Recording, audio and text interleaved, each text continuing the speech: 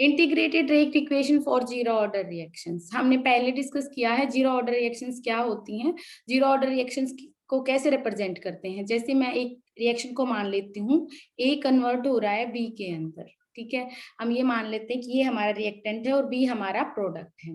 तो हम क्या बोलते हैं कि जब ए की कंसंट्रेशन से कोई फर्क नहीं पड़ता वो रेट को, ठीक है, यानी कि ए की कंसंट्रेशन को चाहे बढ़ा दो चाहे घटा दो, उसको उस रेट को किसी भी तरीके से बिल्कुल भी अफेक्ट ना करे। रेट चाहे बेशक से, नॉर्मली हम पढ़ते हैं कि कंसंट्रेशन जैसे जैसे घटती जाती है रेट ऑफ रिएक्शन घटती जाती है, लेकिन कुछ रिएक्शंस ऐसी भी हैं, ठीक है, जिनकी कंसंट्रेशन को बेशक से चाहे बढ़ा दो चाहे घटा दो वो रेट को अफेक्ट नहीं करती हैं। तो उनके लिए ऑर्डर को कैसे रिप्रेजेंट करोगे, आर इज इक्वल टू के ए की पावर नॉट, ये हम पहले कर चुके हैं।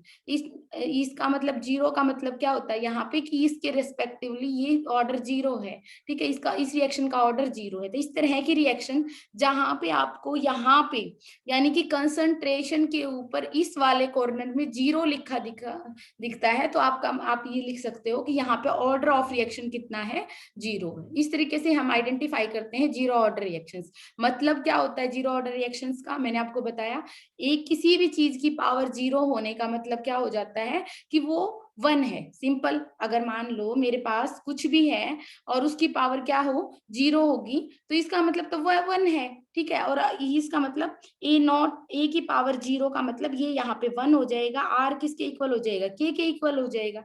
इसका मतलब ए किसी भी तरीके से रेट को अफेक्ट नहीं कर रहा है। मान लो मेरे पास ये कंटेनर है और इसके अंदर ए पार्टिकल्स हैं, ठीक है, तो ये क्या कर रहे हैं, कोलाइड कर रहे हैं, तब जाके क्या हो रहा है, बी के अंदर कन्वर्ट हो रहे हैं, ठीक है। लेकिन ये ज्यादा क्वांटिटी है या फिर ये घटते जाते, रेट जिस स्पीड से चलनी है, रेट एक कांस्टेंट स्पीड से चलेगी, स्टार्टिंग में भी उसी स्पीड से है और बाद में भी उसी स्पीड से चलेगी, क्योंकि वो ए के ऊपर डिपेंड नहीं कर रही है, ठीक है। नॉर्मली हम क्या पढ़ते हैं, जैसे जैसे कंसंट्रेशन घटती जाती है रेट ऑफ रिएक्शन क्या हो जाती है हमारी, घटती जाती है, क्योंकि कोलिजन घट जाता है बेटा, ठीक है। तो ये है हमारी जीरो ऑर्डर रिएक्शन। तो सिंपली आप दिमाग में रखना कि जीरो ऑर्डर कौन सी होती हैं, जिनके जीरो मतलब हम जर्नल लाइफ से रिलेट करें, मतलब इसकी वास्तविक जीवन में भी हम ऐसे मान सकते हैं कि वैल्यू जीरो ही है। मतलब किसी के, कोई ऐसा बंदा हो घर में जिसके होने ना होने से कोई फर्क ही नहीं पड़े, मतलब चाहे वो कुछ कर ले उसका कोई फर्क ही नहीं पड़े, चाहे ए ज्यादा हो चाहे कम हो, कोई फर्क ही नहीं पड़ रहा हो रेट को, तो इसका मतलब तो इसकी ये किस तरीके से अफेक्ट नहीं कर रहा, इसका मतलब वो जीरो है, ठीक है। इस तरीके से याद कर लेना, आपकी चॉइस है, ठीक है। तो हम क्या लिखते हैं, रेट ऑर्डर के हिसाब से, रेट लॉ के हिसाब से हम इस तरीके से इस बात को रिप्रेजेंट कर रहे हैं। लेकिन अगर आपको स्टार्टिंग वाली बात ध्यान हो तो हम आर को इस तरीके से भी तो लिख सकते हैं ना, कि change in the concentration of reactant या फिर change in the concentration of product divided by time interval, इस तरीके से भी डिफरेंशियल फॉर्म में भी तो लिखते थे हम, ठीक है। तो हम क्या लिख सकते हैं, यानी कि डिक्रीज, ये साइन क्या बताता था, decrease in the concentration of reactant, reactant की कंसंट्रेशन में जितना डिक्रीज है डिवाइडेड बाय टाइम इंटरवल, जितना टाइम इंटरवल, ये स्टार्टिंग में पढ़ा था हमने, बिल्कुल स्टार्टिंग में, ठीक है। अगर आप भूल गए हो तो सारी वीडियोज हमारे पास हैं, आप दोबारा से मेहनत करोगे, दोबारा से देख सकते हो आप उनको, ठीक है। तो आप क्या हो जाता है, ये चीजें हम इस तरीके से पढ़ा था हमने। तो इसका मतलब क्या हो गया कि R is equal to minus D A by D T, इस तरीके से लिख दो, इज इक्वल टू के ए की पावर जीरो, ये लिख दो, एक ही बात है।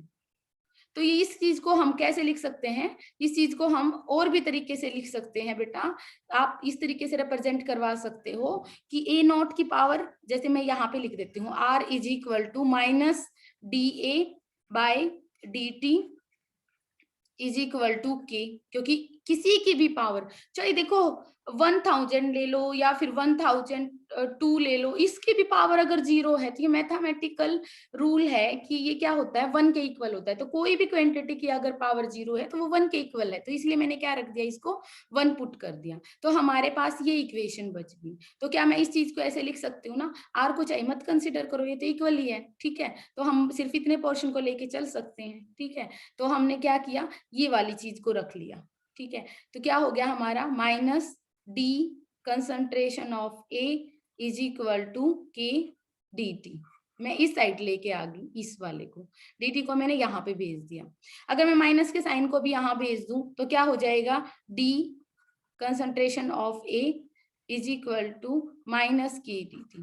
हम यहाँ पे इंटीग्रेशन करते हैं। इंटीग्रेशन क्यों करते हैं बेटा, इंटीग्रेशन फॉर्म, इंटीग्रेटेड फॉर्म की क्यों जरूरत है, क्योंकि हम चाहते हैं कि हमें जो भी चीज मिले वो हमें सिंपलेस्ट फॉर्म में मिले, मतलब ये डी वगैरह का डिफरेंशिएशन का चक्कर ही खत्म हो जाए।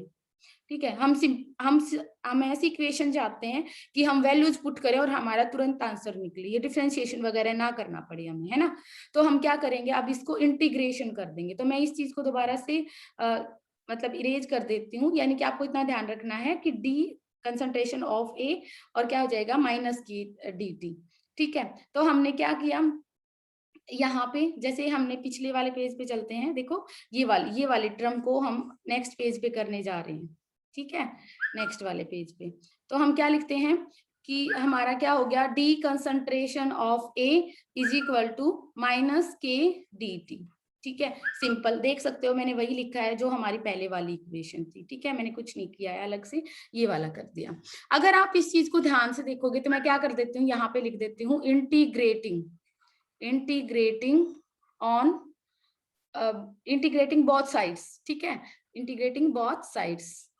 ठीक है, दोनों साइड इंटीग्रेशन लगा देते हैं। तो हमने, ठीक है, D concentration of A is equal to minus K dt। आपको पता है, वैसे आपको ये चीज पता है कि जो कांस्टेंट टर्म होती है वो तो बाहर आ जाती है ना, तो कांस्टेंट टर्म का इंटीग्रेशन नहीं होगा, कांस्टेंट टर्म बाहर आ जाती है और इस वाले का इंटीग्रेशन हो जाएगा सिंपल। तो a का इंटीग्रेशन किया तो क्या आ जाएगा, a इंटीग्रेशन का मतलब होता है स्मॉल को बड़ा बनाना, है ना, इंटीग्रेशन। तो ये क्या हो जाएगा के माइनस के, और टी का अगर इंटीग्रेट करोगे, डी टी स्मॉलर को बड़ा करोगे तो ये क्या हो जाएगा टी, और यहाँ पे एक कांस्टेंट टर्म आती है जिसको हम लिखते हैं आई।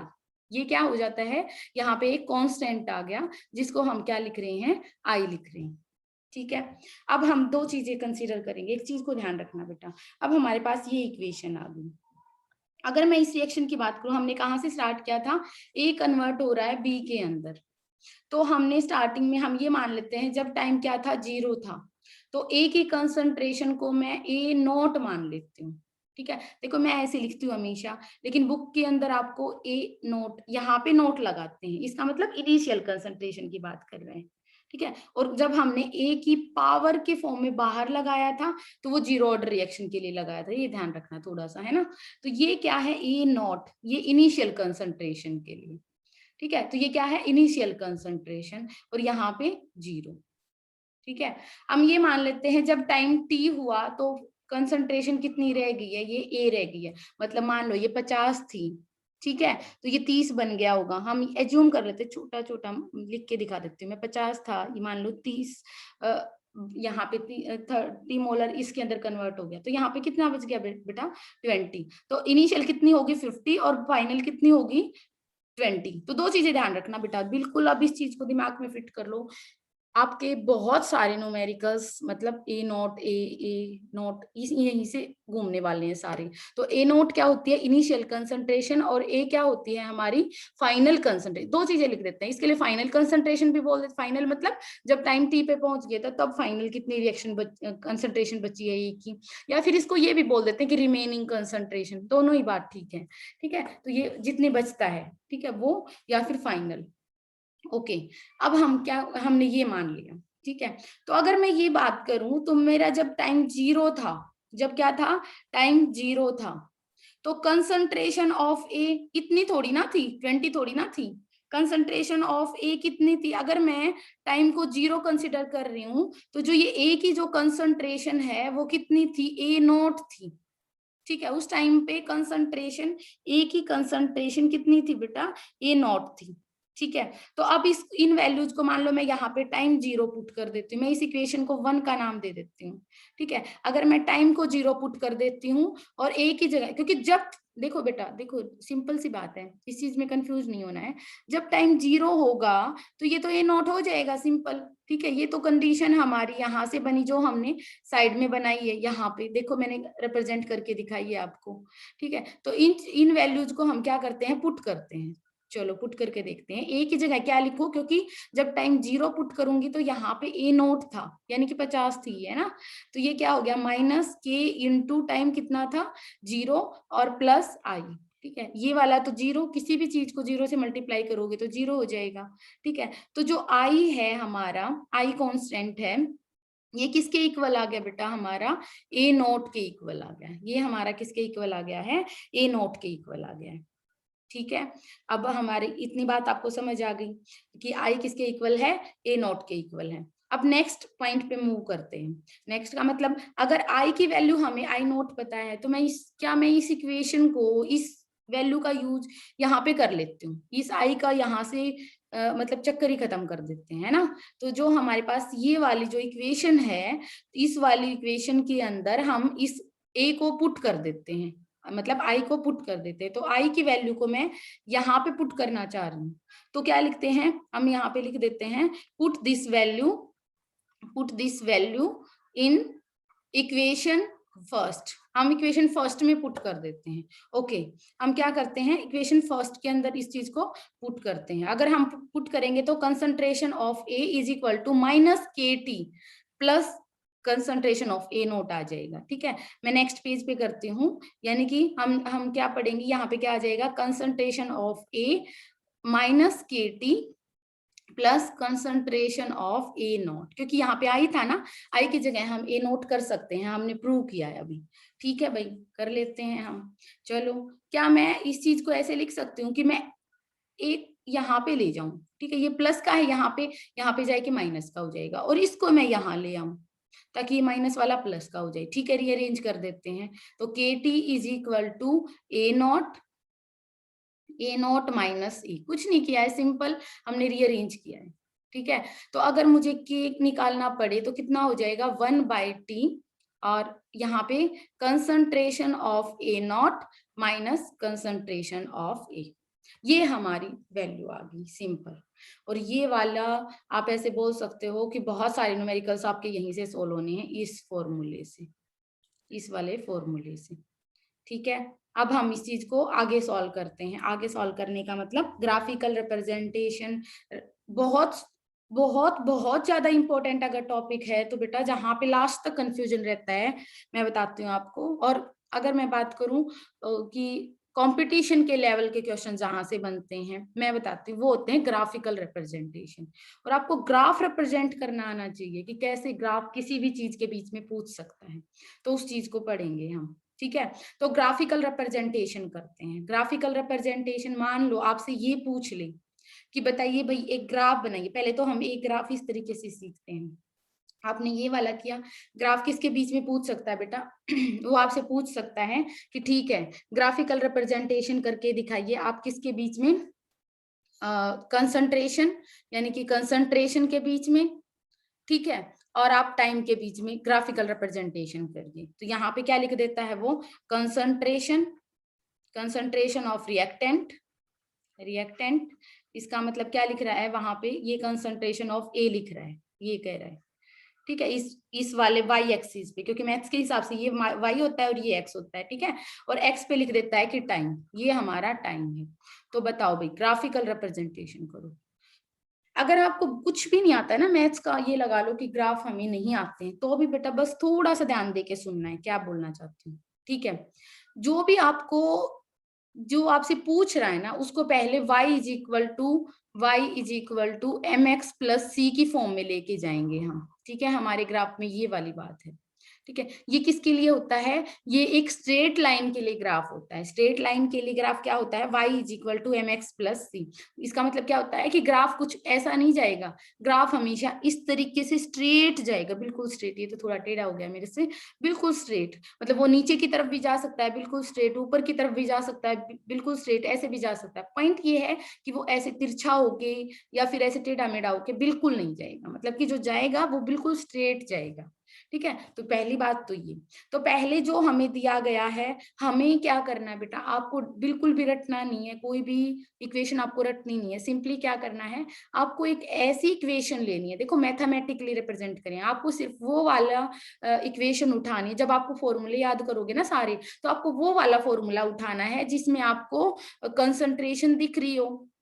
और टाइम दिख रहा हो, ठीक है, तो ये वाला ले लो, ठीक है, या फिर ये वाला ले लो, एक ही बात है, ठीक है। इसको भी रीअरेंज करना पड़ेगा, इसको भी रीअरेंज करके किसकी फॉर्म में लेके आना है, y = mx + c। मान लीजिए मैं यही वाला ले लेती हूँ, ठीक है, ये वाला भी ले सकते हो बेटा अगर आप इसी को लिखना चाहते हो, चलो इसको कर लो, ठीक है। कैसे करोगे, पॉइंट ये है कि y इस साइड तो क्या रखना है आपको, इसको जैसे ये y है, ये क्या है y, मतलब कि यहाँ पे तो a आना चाहिए, a आना चाहिए, और x की जगह क्या आना चाहिए आपका, t आना चाहिए। आपको इक्वेशन इस फॉर्म में लेके आनी है कि यहाँ पे तो मतलब जहाँ पे ये आपका इक्वल का साइन है, इस साइड से तो a रखो और यहाँ जो x है ना उसकी जगह t रखो। तो इस इक्वेशन को इस तरीके से मॉडिफाई करो। चलो करके देखते हैं। पहले तो क्या कर लेते हैं, इस टाइम को इधर ले आते हैं। तो कैसे लिख सकते हो इसको, KT = concentration of A0 minus concentration of A। ठीक है, मैंने क्या बोला बेटा कि y की जगह आप क्या लिख दो, A को ले आओ। तो ऑब्वियस सी बात है, मैं इसको यहाँ ले आती हूँ, ठीक है। तो मैं ले आई कंसंट्रेशन ऑफ A = और इसको इधर ले जाओ, सिंपल, क्योंकि हमें यहाँ सिर्फ y को रखना है, यहाँ पे क्या रखना है, सिर्फ y को रखना है। तो कंसंट्रेशन ऑफ A = मैं इसको बाकी को इस साइड ले जाती हूँ, माइनस KT प्लस, क्योंकि यहाँ पे प्लस का है तो इधर जाके क्या हो जाएगा, ये माइनस का हो जाएगा। तो माइनस KT और क्या हो गया, प्लस A0, क्योंकि A0 तो प्लस का ही है, ठीक है, सिंपल। तो क्या ये फॉर्म नहीं होगी, देखो y और ये क्या हो गया हमारा x, तो y = mx + c। देखो अब सिंपल, देखो मैंने कुछ नहीं किया बेटा, मैंने इसी फॉर्म में लिख दिया। देखो y की जगह तो हमारा a हो गया है, ठीक है, ठीक है भैया, हमें यही चाहिए था। ओके, हम ये हमारा ग्राफ में ऑलरेडी मेंशन है। टाइम की जगह मुझे क्या चाहिए था, x की जगह मुझे क्या चाहिए था, टाइम चाहिए था, हो गया, ठीक है। अब देखो, अब इस फॉर्म को क्या, इसका मतलब ये तो अब m तो क्या है, -k है, और c की वैल्यू क्या है, A0। अब c क्या होता है, c होता है बेटा इंटरसेप्ट, ये क्या होता है आपका इंटरसेप्ट, ठीक है। और m किसको बताता है, m बताता है स्लोप को, m बताता है आपका स्लोप को। इंटरसेप्ट का क्या मतलब होता है, अगर यहाँ पे ये 0 होता, एज्यूम कर लेते हैं, तो मतलब होता है कि ये यहाँ से स्टार्ट होता है, इस पॉइंट से, मतलब कि इस एक्सिस पे जो वैल्यू होती है ना वो इंटरसेप्ट होती है। मान लो ये 2 होता ना, A0 कितना होगा, मान लो 2 है, तो ये यहाँ से 2 से स्टार्ट होगा। अगर ये 6 है तो यहाँ से स्टार्ट होगा, सिंपल पॉइंट ये होता है। इसका मतलब इंटरसेप्ट क्या बताता है, इंटरसेप्ट बताता है कि वो इस लाइन को कहाँ पे कट करे, ठीक है। अगर c की वैल्यू 0 होगी तो इसका मतलब जो स्ट्रेट लाइन है वो यहाँ से स्टार्ट होगी। अगर c की कुछ ना कुछ वैल्यू आ रही है तो इसका मतलब मान लो A0 जो भी होगा, यहाँ कहीं ना कहीं यहाँ से स्टार्ट होगा, ठीक है, कहीं ना कहीं से। ऐसा नहीं है कि यहाँ से ही, आप कहीं से भी लिख सकते हो, मतलब 0 से स्टार्ट नहीं होगा। सेकेंड थिंग, आपको स्लोप देखना है। अगर स्लोप आपको m देखना है ना, m अगर आपको नेगेटिव दिख रहा है तो वो लाइन देखो, m अगर नेगेटिव दिखेगा तो लाइन कुछ इस तरीके से जाएगी, और अगर ये पॉजिटिव आता ना हमारा, तो हमारी लाइन किस तरीके से जाती, इस तरीके से जाती है ना। तो ये फॉर्मूला है, मतलब कि हमें करने हैं बहुत सारे मतलब ग्राफ्स हैं इस चैप्टर के अंदर। कभी किसी के बीच में पूछ लेगा, कभी किसी के बीच में पूछ लेगा, तो वो कैसे रिप्रेजेंट करने हैं वो आपको करने हैं, ठीक है। और यहाँ पे कितना हो जाएगा आपका, माइनस की, तो ऑब्वियस सी बात है, आप स्लोप को, माइनस है तो क्या जाएगा, नीचे की तरफ जाएगा, ये क्या जाएगा, नीचे की तरफ जाएगा, ठीक है। तो ऊपर की तरफ नहीं जाएगा क्योंकि ये क्या है, नेगेटिव में। तो स्लोप की वैल्यू कितनी है, माइनस की। इंटरसेप्ट ये किसके रिप्रेजेंट किया जाएगा बेटा, देखो इंटरसेप्ट को कौन बताएगा, A0। तो ये क्या है, इंटरसेप्ट A0। मान लो आपको मैं एक ग्राफ रिप्रेजेंट करके दिखा दूं और उसमें ये लिख दूं कि यहाँ पे 3 है, ये वैल्यू जहां से कट रहा है यहाँ से 3 है, तो और आपसे बोल लूं कि A0 की वैल्यू बताओ, तो आप क्या बताओगे कि ये जो 3 पे कट कर रहा है तो ये A0 की तो वैल्यू है, ठीक है, ये इंटरसेप्ट ही तो है। तो इस तरीके से क्या करना है आपको, ग्राफिकल रिप्रेजेंटेशन करके दिखानी है, और आपसे पूछ सकता है ये वाला, ठीक है। तो ये हमारा हो गया कि किस तरीके से। अब आगे बताते हैं। तो फर्स्ट ग्राफ ये हो गया हमारा, 3 तरह के ग्राफ्स की हम डिस्कस करेंगे यहाँ पे। दूसरा हो सकता है, देखो ये 0 ऑर्डर रिएक्शन के लिए है और ये इंपॉर्टेंट है, यहाँ पे लिख दिया मैंने इंपॉर्टेंट, और ये वाला भी इंपॉर्टेंट हो गया है ना। तो ये दोनों चीजें आपके लिए बहुत इंपॉर्टेंट है, जब नोट्स बनाओगे तो एज इट इज लिखोगे। अब नेक्स्ट पेज पे आते हैं। नेक्स्ट पेज क्या है हमारा, नेक्स्ट पेज पे हम क्या करना चाह रहे हैं। अब हम मान लो आपसे ये पूछता है कि चलो भाई आप क्या करो, रेट के और कंसंट्रेशन ऑफ रिएक्टेंट के बीच में ग्राफ बना दो। अब फिर से एक नया ग्राफ पूछ लिया, ठीक है, और लिख देता है for zero order reaction, for zero order reaction, और पूछता है कि बताओ, आप ग्राफ बताओ रेट के बीच में और कंसंट्रेशन ऑफ रिएक्टेंट्स के बीच में क्या ग्राफ बनेगा। तो सिंपल है, आपको याद नहीं करना है कुछ भी, आपको इक्वेशन लगा के देखनी है।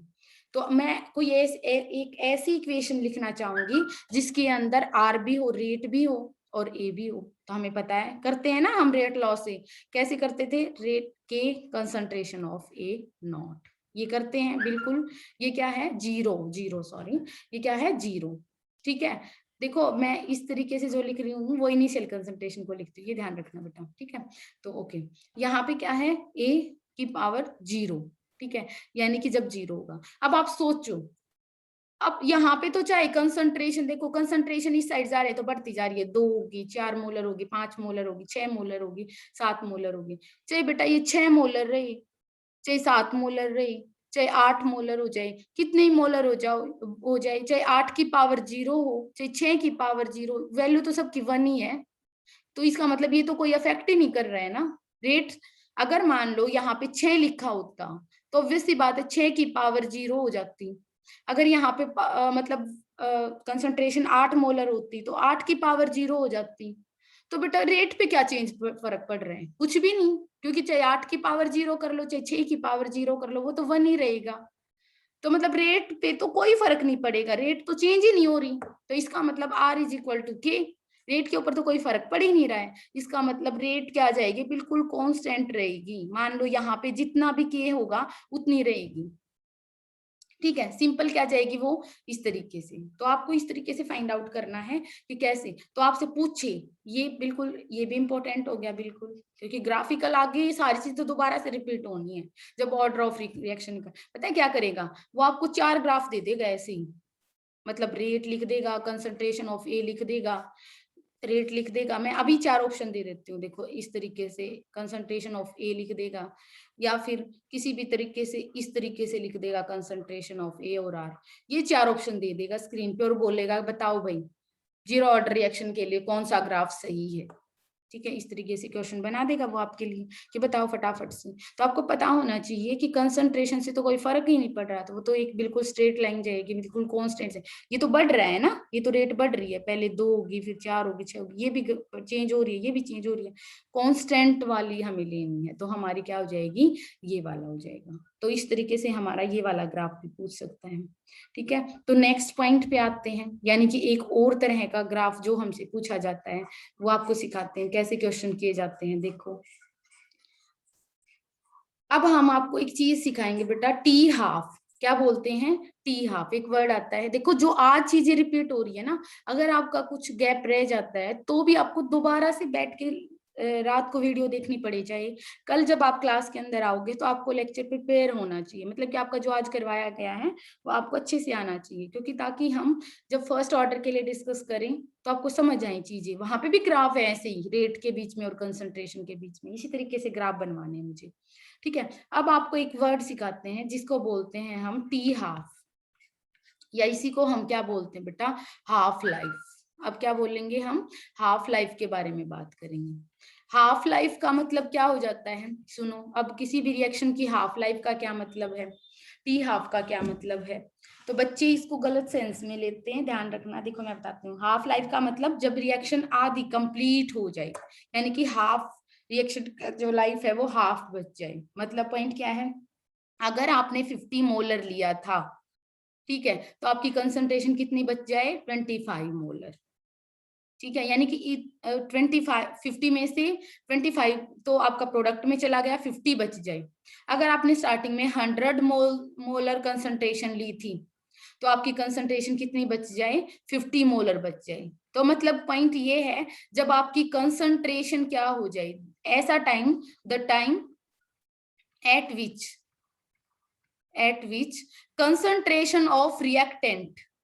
concentration of reactant becomes half, यानी कि जब कंसंट्रेशन क्या हो जाती है, हाफ हो जाती है।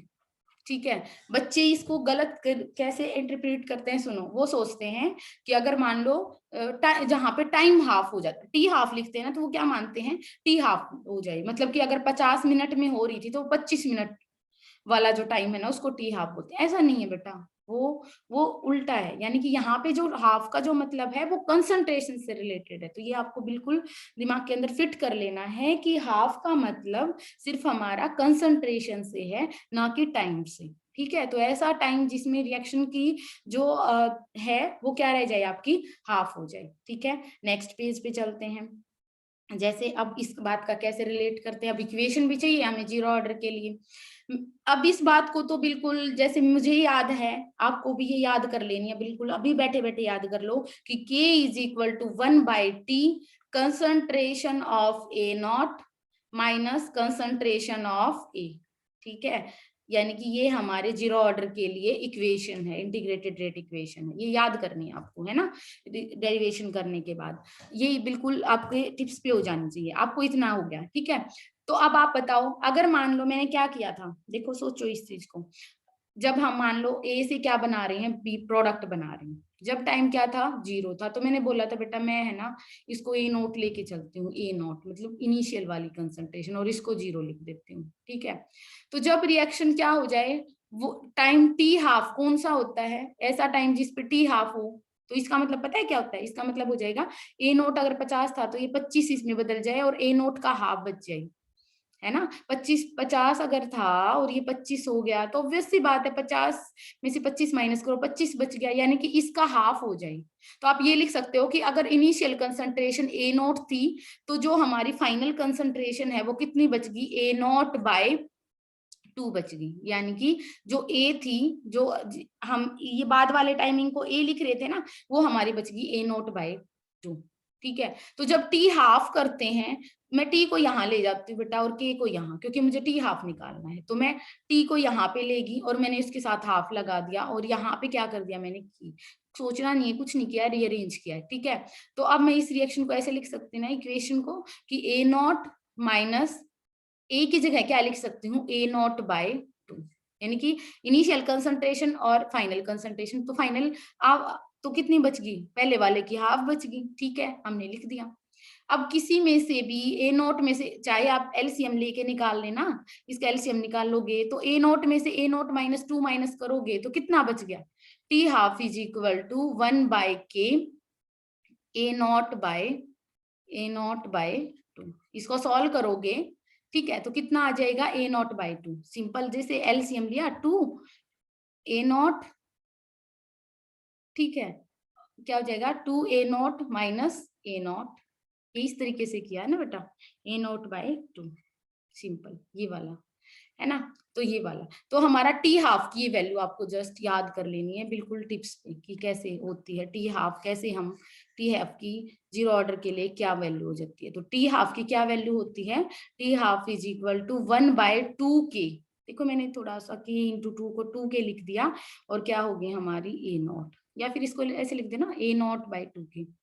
अब आपसे ग्राफ पूछ ले बेटा, चलो पूछता है, वो ऐसे पूछ लेता है कि टी हाफ के बीच में और ए नोट के बीच में ग्राफ बनाओ। तो मैंने बोला इक्वेशन देखनी है, इक्वेशन से ही आपको क्वेश्चन लगाने हैं। ठीक है, तो आप ऐसे नहीं कि कुछ भी याद कर लिया और रट लिया, ऐसे नहीं, आप इक्वेशन को ढूंढो। ठीक है, हमने इक्वेशन ढूंढ ली, ये रहा, ये वाली इक्वेशन में टी हाफ भी है और हमारे पास ए नोट भी है। ठीक है, बन गई भी, और हमारी जैसी हमें चाहिए उसी फॉर्म में है। ये तो वाई, क्योंकि हमें इस एक्सिस वाले को इधर रखना है वाई, और ये क्या है, एम एक्स प्लस सी, सी नहीं है मतलब सी जीरो है, सिंपल। ठीक है, इसका मतलब तो सी यहाँ पे जीरो है, तो सीधे नहीं रखा। तो एक्स वाला क्या चाहिए था हमारा, ए नोट है भाई। ठीक है, तो स्लोप कितना हो गया बेटा, स्लोप हो गया 1/2k, और पॉजिटिव का है, पॉजिटिव का मतलब ऊपर की तरफ जाएगा। और देखो सी क्या है, जीरो। पहली बात तो इंटरसेप्ट को देखा करो, तब भी लाइन ड्रॉ करनी, देखो वाई ढूंढ लिया, एक्स ढूंढ लिया, ठीक है, ये ढूंढने के बाद आपको क्या करना है, सिंपल आपको इंटरसेप्ट देखना है पहले तो। अगर इंटरसेप्ट 0 दिख रहा है तो इसका मतलब यहाँ से स्टार्ट है। अगर यहाँ पे 5 होता है इंटरसेप्ट तो यहाँ से स्टार्ट हो जाता, 5 जहाँ पे भी होता है ना। तो पॉइंट ये है 0 है, इसका मतलब यहाँ से स्टार्ट हो रहा है। अब देखना है कि पॉजिटिव है या फिर नेगेटिव है। आपको दिख रहा है ये m की वैल्यू, ये स्लोप कैसा है, 1/2 के पॉजिटिव है। इसका मतलब ये किसकी तरफ जाएगी, ऊपर की तरफ जाएगी, यानी कि जो स्लोप है वो है 1/2 की, 1/2 की। बहुत सारे क्वेश्चंस बन जाएंगे आज वाले लेक्चर से ही। मतलब अगर आप बुक को उठा के देखोगे तो खूब सारी इक्वेशंस बनेंगी। तो ये भी इंपॉर्टेंट है। 4 ग्राफ दे देगा, टी हाफ और ए नॉट के बीच में, और पूछेगा बताओ कौन सी इक्वेशन के लिए है। तो आपको याद करना है किसके लिए है, ये इस तरीके से। तो ये हो गया हमारा कि हम किस तरीके से कैसे करते हैं। तो टी हाफ मतलब 0 ऑर्डर रिएक्शन के लिए कैसे टी हाफ निकालते हैं, टी हाफ होता क्या है, रेट और जो कंसंट्रेशन के बीच में क्या रिलेशन है। तो मैंने कई सारे ग्राफ आपको कराए हैं। अगर आप बैठ के ऑनेस्टली बैठ के अगर घर पे काम करोगे तो आपके लिए बहुत सारा काम है आज। तो कल वाली क्लास में हम integrated rate equation for first order करेंगे और उसके लिए आपको 0 ऑर्डर अच्छे से आनी चाहिए। ठीक है, तो आज हम इतना करेंगे।